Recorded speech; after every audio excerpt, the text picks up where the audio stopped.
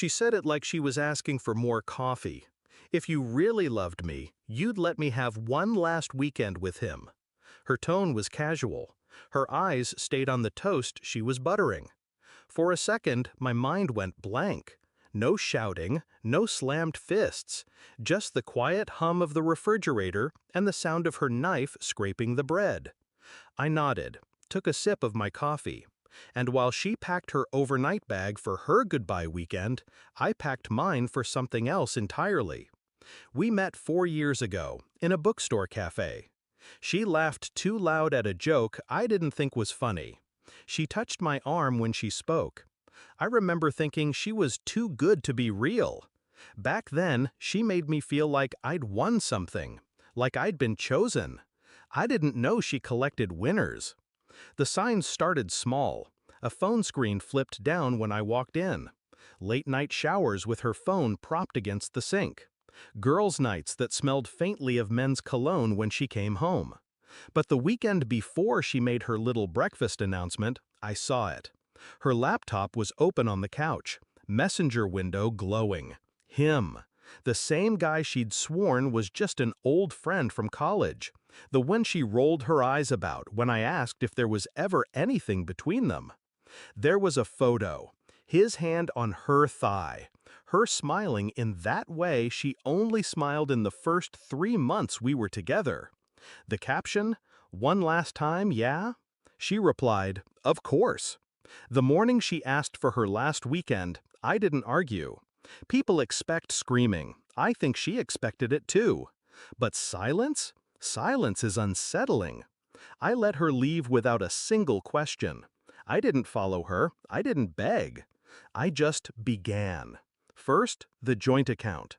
We'd set it up for future plans. She never bothered to check the balance. Numbers bored her. She left that to me. So I moved my half out, quietly, legally. Then the apartment. My name was the only one on the lease. I called the landlord that afternoon, gave my 30-day notice, and signed for a short-term corporate rental 2 blocks away. Her things? I packed them neatly into boxes, stored them in a paid unit under her name, set to bill automatically in 3 months. Plenty of time for the late fees to pile. While she was sipping wine in some hotel bed with him, I was meeting with my friend Claire, a lawyer. She drafted a simple, airtight agreement stating that she was voluntarily relinquishing any claims to shared property. I'd forgotten to mention it to her until the night she came back. Sunday night, she walked in like nothing had happened. Hair messy, perfume not hers. She smiled. It was closure, she said. I handed her the paper. "Sign this." She frowned. "What is it?" "A formality. Just make sure you get your stuff and I get mine. Clean break." She signed without reading. People like her don't read details. They just assume the fine print works in their favor.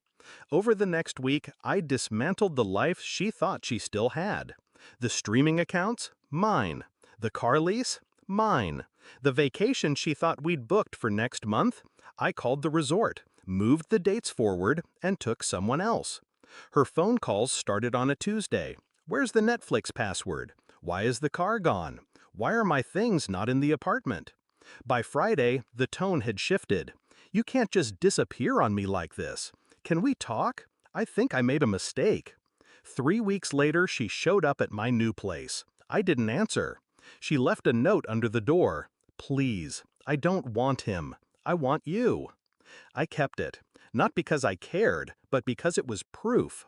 Proof that I'd been right not to explode that morning over breakfast. Proof that silence is a sharper blade than rage. She's 2,000 miles away now. Her last weekend turned into a few months with him, which turned into him getting bored and moving on.